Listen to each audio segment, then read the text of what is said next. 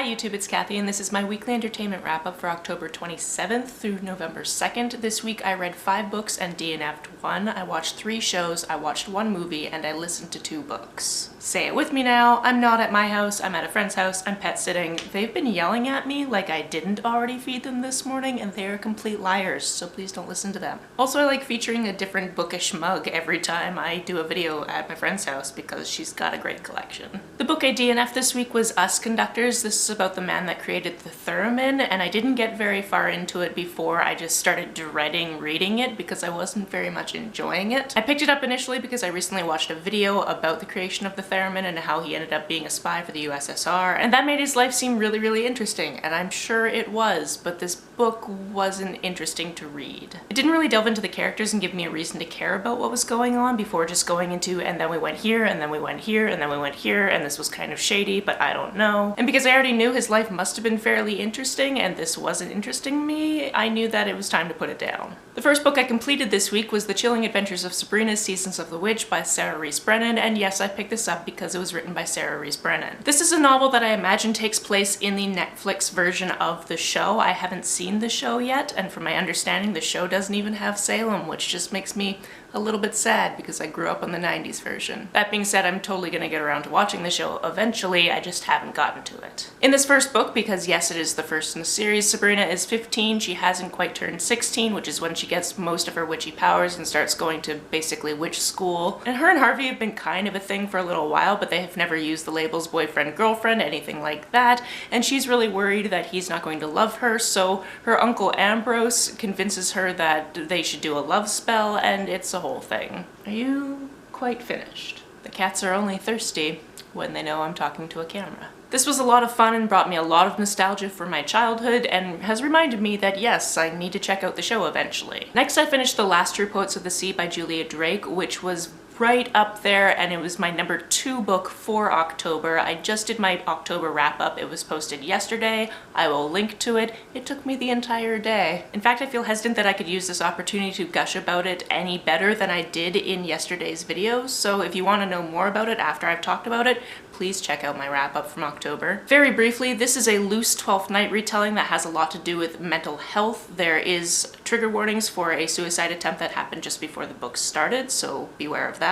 And all in all, I love a retelling where you can't tell it's a retelling until you see the little nods to the original. It was very well done. Also, if you're a fan of books with bisexual disasters or books that take place in small towns, this is for you. Don't try to drink my mocha. Mocha's not for kitties. Do you want to come visit?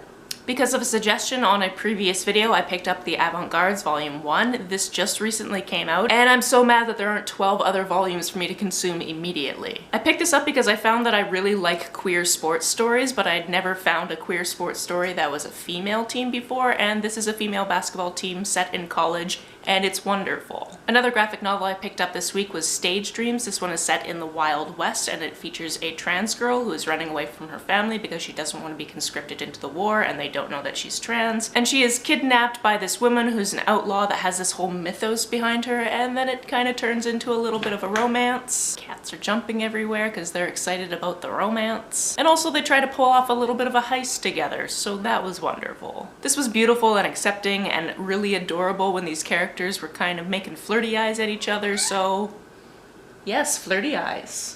So I highly recommend it. The final graphic novel I read this week I actually read yesterday while I was waiting 2.5 hours for my video to export, and that was Heartstopper Volume 2. Talk about absolutely adorable. I'm a very big fan of all of Alice Oseman's work because it's just great, but this is just so wholesome and adorable, and these boys realizing that they love each other, and it's just the cutest thing. Volume 3 was just recently announced, and that's coming out, I believe, in February, and I'm very excited to read it. On to what I watched this week. I have been watching the most recent season of Survivor, but I tend to watch the episodes about a week late, and that's because I try to watch them with my roommate because he is a huge Survivor fan, but our schedules haven't really been meshing recently. This means that I didn't watch the most recent episode, but I have watched the episode before that, and this one if I'm remembering correctly, it was a little bit more tame than the previous episodes, but it did involve the merge, so that's always a fun twist. Of course, I also watched some Brooklyn Nine-Nine, although at this point we were kind of rewatching the last few episodes we had seen, mostly because it had been on in the background and we hadn't really been paying attention to what was happening, and we remembered hearing little bits here and there, but we wanted to go back and actually see everything. So we're up into the point just before the wedding at the end of season 5. You were there when I watched the next thing. We had a cuddle while I was watching the next thing.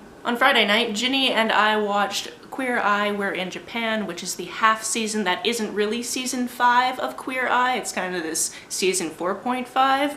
It's weird because on Netflix it's in a completely different section than Queer Eye, and you'd think they just put them together, but they didn't. It's fine. As to be expected, I absolutely adored it. The heroes were all just so freaking sweet and cute and deserving of being able to love themselves, and I just love everything about the show. Of course, there was crying. I shared an entire bottle of wine with myself, so that was a thing. As always, highly recommend. How many times do I have to tell you that mochas are not for kitties?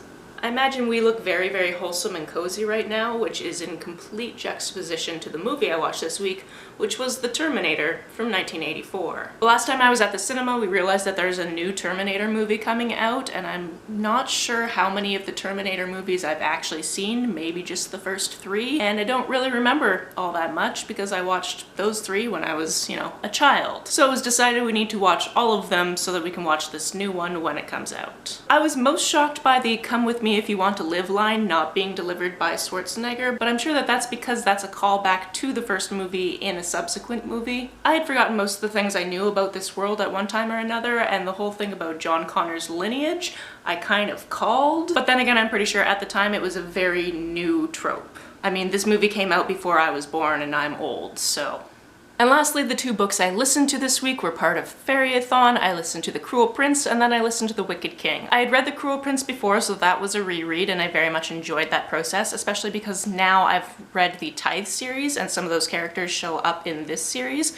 So it was fun to be like, oh yeah, I remember them from that series that isn't the best. And I'd been semi-spoiled about the second book, but not completely. I just saw 1 or 2 things that I was like, oh, well, that's going to happen. Okay. But what I'd seen as spoilers wasn't exactly what happened, so it was fine. The 3rd book in this series I'm pretty sure is coming out very, very soon. Probably not this Tuesday, but next Tuesday. And because I rely on the library, it's going to be a while before I can get to it unless we happen to get a digital audiobook. That would be really good. It's not in the system right now. I hope that it comes into the system and I can put a hold on it, because I've grown pretty attached to these characters and want to know what happens. If you've never heard of this series, it's a political intrigue series in the Fae world. The protagonist is a human that was brought up in this land, and basically she just wants power and everybody kind of ignores her, and then things happen and she gets power, and it's all about maintaining that. After yesterday's video where I talked for over an hour to get all my thoughts down, this felt really, really brief. Sorry if it was. But that's it for this week. If you've read any of these, let me know about it down in the comments below. On the way down to the comments, if you hit that subscribe button, that would be very nice of you. You can like and share this as you see fit,